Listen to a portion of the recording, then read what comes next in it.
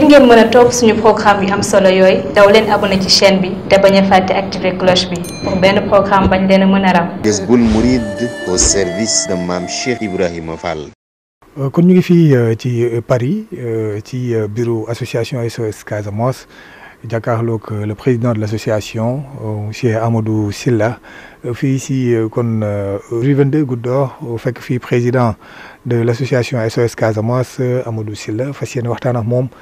ci liggéey bu mag bi nga xamante ni l'association SOS Casamance ñu ngi koy def fii ci Paris Amadou Sylla ñu ngi lay nuyu di la dalal jàmm si télévision Lamp Fall. waaw ñu ngi leen di jaajëfal di leen sant di leen gërëm et puis di kontaan bu baax a baax seen teewaay bi fii. association SOS Casamance mun nga ñu wax kañ la door ay activités am fii ak ci lan lay yëngu. waaw association SOS Casamance day association boo xam ne yàgg na lool parce que def na fi mu nekk ni 23 ans d'existence. Donc mu nekk association boo xam ne li ko taxoon jóg maanaam pour en tout cas jàmm Casamance la woon te fekk nit ñu baaxoo foofu tamit dëkk fa yàlla def ni tamit ñuy dox ba àgg fi tamit daa nekk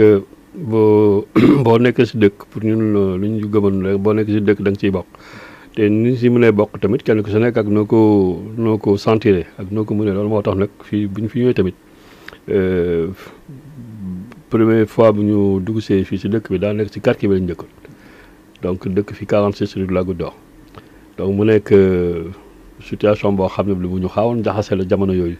parce que boo jógee Sénégal nekk université jàng ñëw fi ngi indi la si quartier bi mel ni nga ne mais fii mooy Paris déstabiliser la carrément. Donc après loolu tamit def naa bokk na si loo xam ne tamit moo gën a tax yenn engagement ñu am ko si territoire bi parce que au départ doon suñu vision waaw ba ñuy fekk fi tamit ay sénégalais ñoo xam ne suñu mbokk lañu nekk si ay dundin yoo xam ne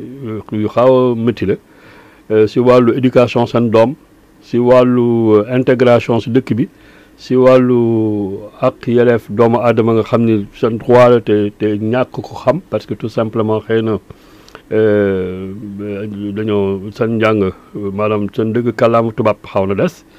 te it ñàkk dëgg kàllaama tubaab tamit dafa am loo xam ne ay gàllankoor lay indi si dëkk bi parce que maanaam si wàllu éducation ak yenn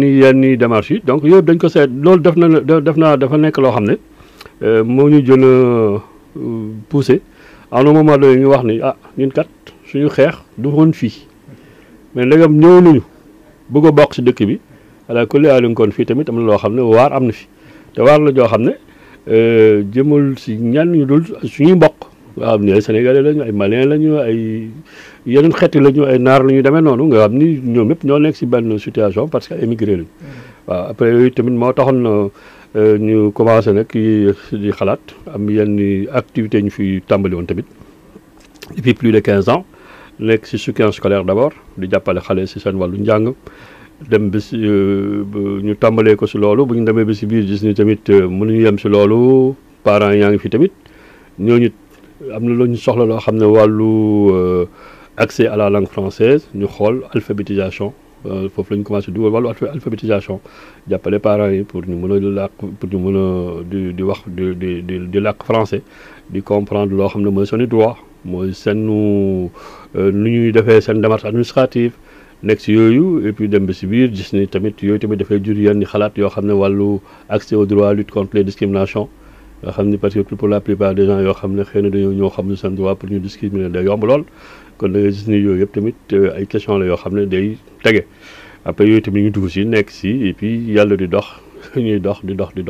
affaire bi di law ba ñu am taxawaay boo xam ne si kon bi bokk ko waa quartier bi yëpp ak waa dëkk bi yëpp kenn ku si nekk autorité tamit rafetlu lool taxawaay bi ak lu ñu fiy def ak demee noonu parce que def naa ne avant ñun amoon nañu fi nekkoon wax dëgg yàlla mais tamit ñun bu ñu ñëwee daa dafa am loo xam ne soppi na ko si wàllu relation bu kuréel di am seen diggante ak ñu fi nekk comme ay gan et puis soppi na tamit lu bëri loo xam ne voilà perception boobu ak xale yi tamit gën a gis seen bopp ci lu ñuy def parents yi tamit gën a gis suñu lu ñuy def et puis mu nekk loo xam ne kenn ku si nekk xam ne rek approprié ko parce que quand même ku ko ñu koy animer souvent dañoo ñëw dëkkuñu fi dañoo ay tubaab donc xam nga pour ñu communiquer day yomb parce que man ab malien bi ñëw fi bi wax ak man day gën a yomb parce que bu ñëwee fi tamit daa nekk day gis boppam si lu ñuy def rawatina ab sénégalais donc da ngay gis ni kon même naari sax bu ñu ñëwee fi daa nekk sañ-sañ bu ñuy am di wax ak ñun ak dal bu ñuy am di wax ak ñun xëy na bu ñu su ko sekkoon ak ñeneen doo demee noonu kon loolu tamit day wane rek culturellement dafa am loo xam ne bokk nañ ko te it dañ si sant bu baax a baax parce que après ñun dañuy proposer lal mais dañuy gis ni rek loolu lu ñuy def nii habitants seen bopp ñoo ko approprié def ko seen programme seen projet donc ñu nekk si loolu bu ma ko tënkee rek nga xam ni kon si wàllu éducation la ñuy faral di yëngu lu bëri alphabétisation soutien scolaire lutte contre les discriminations bon et puis loolu tam yëmu si loolu tamit parce que ba léegi côté Sénégal tamit ñu ngi siy liggéey ci wàllu éducation wàllu santé di tabax ay classes si ay gox di jàppale soxna yi foofu tamit donc yooyu programme yooyu tamit ñu ngi am ko voilà. D'accord mu mel ni aussi am ngeen ay des relations avec les autres yeneen associations yi nga xamante ni ñu ngi si dëkk bi doon ay associations africaines ñoom it peut-être même bu doonul si même domaine bi aussi ñu ngi œuvrer aussi dans le social ak faciliter l'intégration en tout cas des Africains de manière générale si dëkk bi est-ce une relation avec ces organisations. waaw fii dëkk bi moom daanaka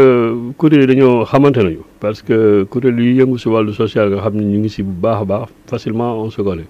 du côté sénégalais am na kuréel yoo xam ne moo fi gën a tamit fës di association Lamp Fall xam ni seen Cheikh Adi di jiite ko di am liggéey bu rafet boo xam ne moom mu ngi koy def si wàllu accompagnement des étrangers wàllu intégration mu nekk liggéey boo xam ne bu fës quoi voilà kon nga gis ni daa nekk moom mu nekk 13e donc sur Paris daa nekk boo ko jëlee moom jël ñu ñun fii xam naa day xaw a kii def parce que tamit liggéey bi moom daa nekk créer association yomb na lool wante doxal ko jafe na waaw te seen Cheikh moom daa nekk xam naa boo leen ko gisee da ngeen ko mën a seede parce que nit la koo xam ne tamit lu mu fay def macha allah comme ñun niñ fiy def daa nekk moom it lu raw loolu lay defalee voilà mais nag après am na yeneen association yu fi nekk am ay objectif am ay bëgg a def yenn kii mais structure association moo jafe waaw mën nga ko créer am sa statut mais doxal ko 24 heures sur 24 heures mu nekk institution loolu mooy loo xam ne loolu tamit benn côté la boo xam ne xëy na faiblesse la si ñun en tant que diaspora mais encore une fois toutes les associations yi fi nekk au-delà association sénégalaise yi fii am na association malienne wala association maghrébine yu nekk fii en tout cas côté boobu daa nekk am na ay plateformes interassociatives yoo xam ne tamit dafa am nga xam ne dañ si retrouver wu di si liggéey ci ay anam yoo xam ne complémentaire parce que xëy na man am na lu may def loo xam ne fii keneen defu ko fële kon moom day gis ni bu amee ñoo xam ne dañ koy laaj ci domaine boobu mu orienté leen fii moom it mu ngi def leen loo xam ne fële man defuma ko fii su ko defee mu nit ne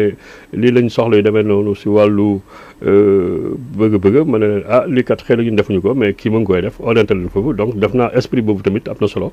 day fekk day baax ñuy échanger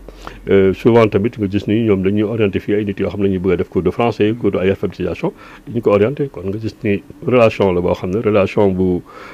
partenariat relation la boo xam ne partenariat boo xam ne voilà am na njëriñ lool donc on travaille en très très bonne intelligence ci côté boobu. Plus de 15 ans d'existence votre association SOS Casamance que des résultats positifs. On ne dit pas que des résultats positifs parce que résultats positifs moom parce que moom daanaka kii la parcours la y a des hauts y a des bas dina am jamono yoo xam ne day xat parce que loolu tamit ci engagement la bokk engagement am na benn mag bu may wax ni mu ne ma maanaam boo nekkee ci engagement da ngay dem mel ni ku nekk ci benn désert kuy nodd yaa ngi nodd wante gisoo benn fidèle bu lay topp waaw mu ne ma sentiment boobu parce que un jour ñu waxtaan rek ma koy naan j'ai l'impression d'être tout seul mu ne ma c'est très bien continue ma ne ko li tax mu ne ma parce que engagement yi boo su nekkee te mu ne ma engagement moom bu dëggoo dëgg-dëgg da ngay dem ba yaakaar ni yaa ngi noq si benn désert boo xam ne benn doomu adama néew fa kenn dëggu la yow rek yaa fa nekk kon mu ne ma sentiment boobu tant que habité wu la rek xamal ni sa dox des na mais loolu bu la xasee habité rek mu ne ma continuer waaw noo def rek fidèle nañ la fekk si waaw te def naa loolu la te fii moom dinañu wax ni rek ñun on est constant bu seddee yëguñu ko bu tàngee yëguñu ko lu ñu yëg de mooy ngëm bu ñu am bëgg-bëgg bu ñu am cofeel bu ñu am après voilà dëggal loo xam ne moom lañ bëgg a traduire loolu moom ñu ngi si de façon très constante kon nga xam ne boo nekkee si engagement yooyu boo amee échec boo amee kii tu as une philosophie buy tax toujours c'est positif pour toi donc da ngay mën a avancer parce que doo bëgg lenn loo xam ne xëy na lay diisal si ay xalaat ak parce que am na perception yoo xam ne boo ko amee xëy na mën na wàññi sa motivation mais il faut toujours avoir une perception positive et puis loolu it boo si raxee nekk koo xam ne am nga ngëm te gis maanaam nekk taalibe tamit parce que loolu tamit c'est très important point la boo xam ne lu am solo la parce que boo xoolee si Cheikhul Khadim rek daa nekk am na loo xam ne moo doo fi nekk di jàmmati demee noonu loo def rek da nga koy doylu te xam ni noonu la war a demee donc philosophie boobu tamit la ñu am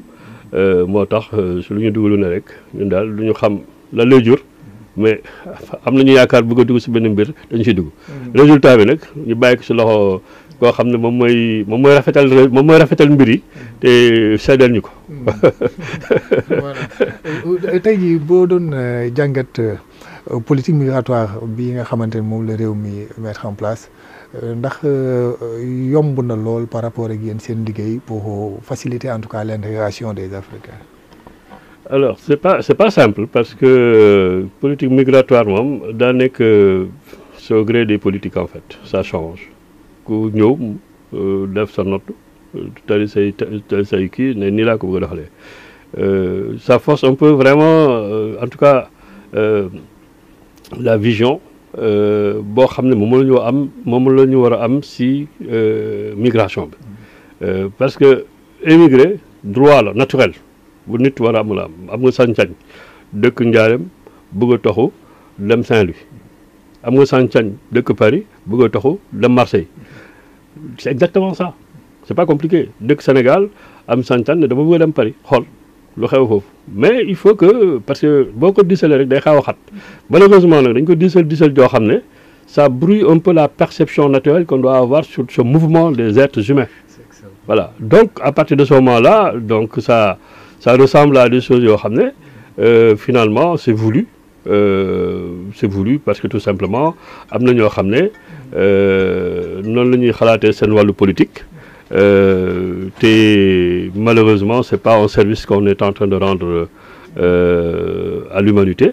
et pour ce qui nous concerne ñun en tant qu'organisation da ngay gis ni tamit côté boobu day xaaw on subit en fait dañuy subir parce que da ngay gis yoo xam ne da ngay constater yoo xam ne da lay wóor ni lii c'est anormal en fait voilà mais di diisal et je crois que c'est un échec humain il faut quand même le dire c'est un échec à tout point de vue moo xam pays bu ñuy recevoir moo xam fu ñuy jógee donc c'est un échec boo xam ne il faut à un moment donné nag ñëpp partager ko et puis ñëpp taxaw tamit xool